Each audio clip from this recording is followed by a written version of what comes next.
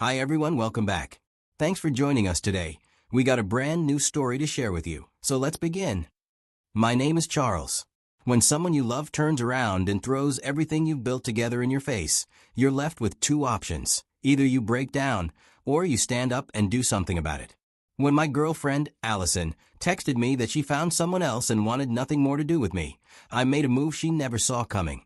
And before the week was over, it was her lawyer calling me. I had met Allison through a female friend I trusted at a point in my life when things finally started making sense. I had been working at the firm for 3 years. I showed up, I did my work, and I made sure people could rely on me. Over time, that effort began to pay off. The higher-ups noticed. I got called in one afternoon by the senior partner, and after a very short but serious conversation, I walked out with a promotion letter in hand. Now, it wasn't some overnight miracle. I earned it every late night, every weekend spent reviewing contracts instead of relaxing.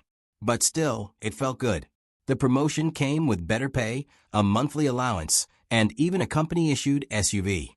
It was sleek enough that when I parked it in front of my old apartment, it looked out of place. That's when I realized it was time to move. My life was moving forward, and I wanted everything around me to reflect that. I found a better place in a quieter neighborhood. I told this female friend I was open to meeting someone. A week or two later, she said, I might know someone. She's a bit of a quiet type, but I think you two would get along. That's how I linked with Allison. From the moment we met, I felt something different. She was sweet, ambitious, and emotionally supportive in those early days. I'll be honest, part of why I gave her the benefit of the doubt early on was because of the friend who introduced us. I trusted her judgment. I believed that she wouldn't link me up with someone who wasn't solid. So I assumed Allison came pre-vetted. Months later, when our relationship started getting serious, Allison began going through some tough times financially. She'd say she was short on groceries that week or that she needed to sort out some minor bills. I didn't think much of it. I helped. It wasn't a burden, and I was happy to be able to make things easier for her. She told me one night while we were talking over dinner that she was getting tired of the corporate grind. Said the 9 to 5 world wasn't for her anymore. That she wanted something different. Something on her own terms. She had this dream of running an online store, selling fashion items, accessories, and lifestyle products.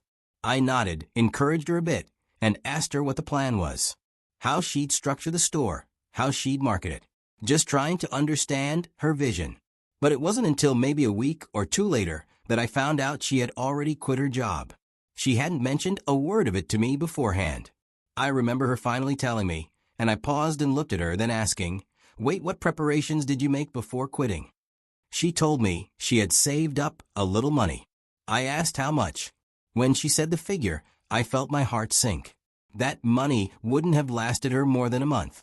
Maybe 2 if she really stretched it. No steady source of income while she built the shop from the ground up. I pressed her gently, asking if she'd considered the time it usually takes for a business to break even, let alone make a profit. She brushed it off, told me not to worry, said she had a solid plan, and she was confident things would start moving in a few weeks. She sounded so sure of herself that, for a second, I actually doubted my doubts. But deep down, I had reservations. I've seen what failed businesses do to people. How quickly dreams can become debt. But I didn't push. I figured she'd prove me wrong. Well, she didn't. The online store flopped almost immediately. Sales weren't coming in. The products weren't moving. The money she thought would last stretched thinner by the week. Before long, her rent was overdue. Then one day, she called me crying because her car had been repossessed. I could see the fear and embarrassment in her eyes. She was clearly overwhelmed and spiraling. I wasn't going to stand there and watch someone I loved fall apart. So I told her to move in with me. I had space, and I was already paying for everything myself, so it just made sense. I also handed her the keys to my old car. It was still running fine, and since I was using the company's SUV, I didn't really need it. Not long after she moved in, I started receiving strange calls.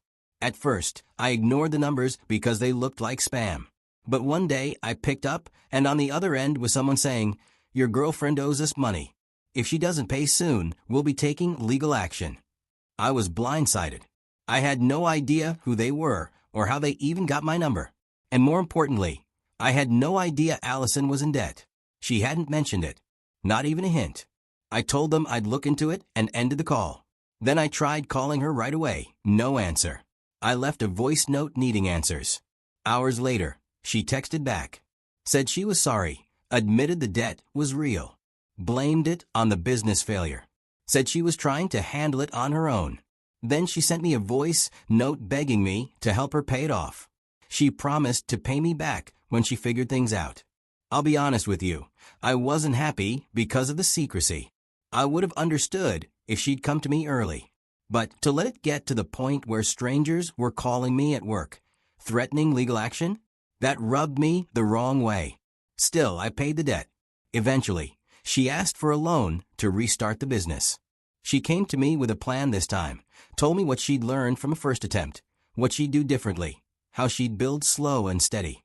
I listened, and I gave her the money. She started using my old laptop. I didn't think twice about it. She needed it for work, and I wasn't using it. Over time, my apartment slowly turned into our place in her eyes. But in reality, I was the one handling every bill. She said she was focusing on rebuilding her brand and needed time to reinvest profits. I agreed. I was patient. I believed in her. After months of trial and error, things began to pick up. Her site started getting real traffic. Orders were coming in. People were tagging her business online. For the first time, it felt like her dream might finally have legs. I was genuinely happy for her. I'd always planned to marry her. That wasn't new, but I held off for a reason. Now that her business could pay its own bills and she no longer had to ask me for every little thing, I felt it was the right time. I didn't tell her, of course. Quietly, I reached out to her sister and told her what I was planning. I asked for her help in choosing a setting that felt like Allison, something that would catch her off guard in the best way. Meanwhile, I ordered a custom ring. It took a decent chunk out of my savings, but I didn't care. I was fully invested. But before all my plans could materialize, one night everything changed. We were both tired on that day. It had been a long day. I had just returned from work, and she had spent most of her time packing up orders. Neither of us felt like cooking, so I offered to order food. She usually handled that because she already had a DoorDash account set up, while I never bothered. I picked up her phone like I had done many times before. But while I was looking for the app, something caught my eye. There was Tinder, a dating app, sitting there in the app drawer. My first thought was more confusion than anything else. I opened it and scrolled through dozens of messages. Men are flirting with her. Some of them were telling her how beautiful she was. Some are asking to meet up. Some say things I won't repeat. And worst of all, she was replying. Although there was nothing too deep, it wasn't innocent either. She was on there regularly. I called her name, Allison. She came into the living room, drying her hands with a kitchen towel. I just asked, "What is this?" I held out the phone, open to the app. She glanced at it, then shrugged and said, "Oh, that? It's nothing. I don't meet anyone. I just like the attention sometimes." I couldn't make sense of what she was saying. I looked through the messages again, and no, it didn't seem like she had met up with anyone yet. But that wasn't the point. The point was, what if I hadn't found out? What if it went further next week? Or the week after that? What kind of person downloads a dating app for attention while living with the man planning to marry her? That night, I found the dating app on Allison's phone, and something inside me changed. It was a quiet kind of disappointment that crept in and made me question everything. We had a routine. No matter how long the day had been, I always kissed her goodnight. Always held her close before we drifted off. But that night, I couldn't bring myself to do it. I just lay there feeling hurt. I didn't even know how to pretend anymore. The next few days felt like walking through a minefield. Allison started acting differently, like she was looking for reasons to fight. She'd snap about what time I got home, question why I hadn't taken out the trash yet, or complain that I didn't notice the groceries she bought. It wasn't like these things had never happened before, but now they came with this edge I hadn't seen in her before.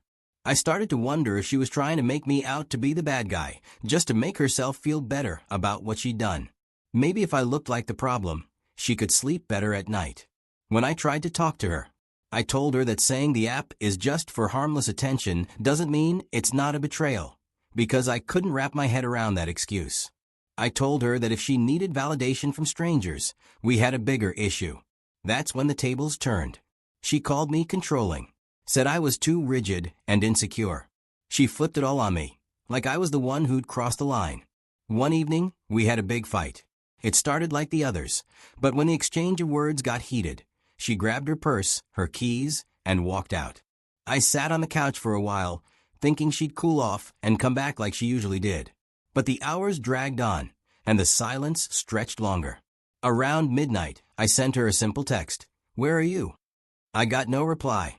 I stayed up, checking my phone every few minutes, trying not to jump to conclusions. The next morning, my phone buzzed. It was a message from her. It read, "I found someone else.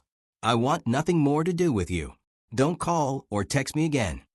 My stomach dropped as I read. At first, I felt this wave of rage. Was she cheating on me all this time? Was this guy around when I was clearing her debts and putting her back on her feet? Or was this just her way of twisting the knife? I felt every emotion at once. But I didn't let it control me. Instead of blowing up her phone or demanding answers, I typed 3 words, "As you wish." And that was it. I didn't have the energy to argue with someone who had already moved on in her heart. I came home from work later that day and stepped into an apartment. It was obvious she had entered the house while I was at the office and packed everything she owned and some of my things, too. She left with the car I lent her. The laptop she was using? Taken.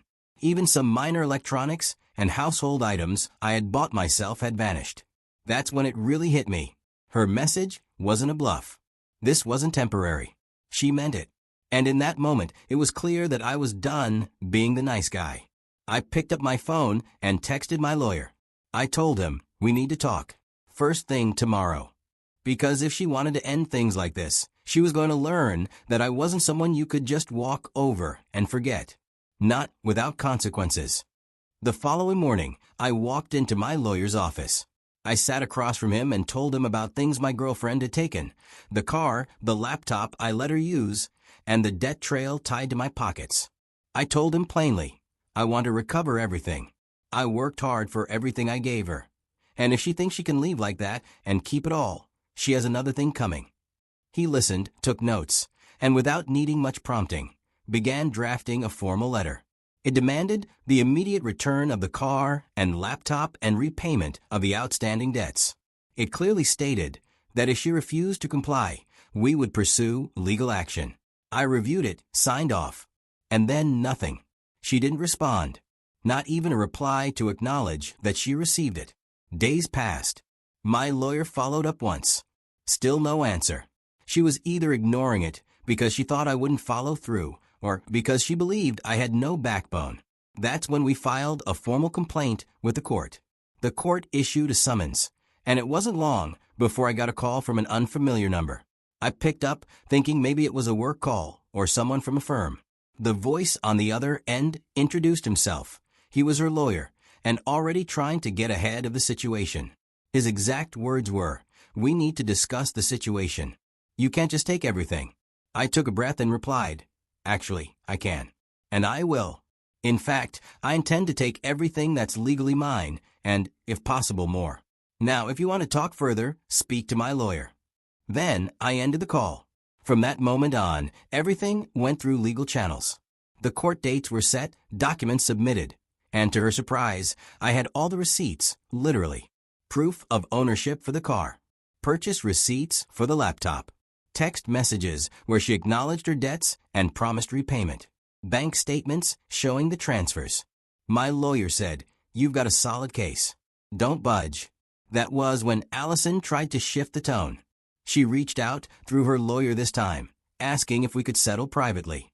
Suddenly, the same person who walked out like I was disposable wanted to negotiate. I simply told her she could return everything and reimburse me for every dime I spent clearing her debts. And since she ignored the letter and made me take the legal route, she could also cover my legal fees, or we'd proceed with the case. Eventually, she returned the car and the laptop. But when it came to the money, she said her business wasn't doing well and asked for time. She even tried appealing to my emotions, telling me she just needed some breathing room. I didn't argue. I told my lawyer to continue with the court process. The judge eventually set up a structured payment plan that she would have to stick to. By the time the court finalized the payment plan, I wasn't even angry anymore. Allison made the first payment on time. I'll give her that. A small part of me wondered if she'd follow through with the whole arrangement. Either way, I kept my distance and let the legal process run its course.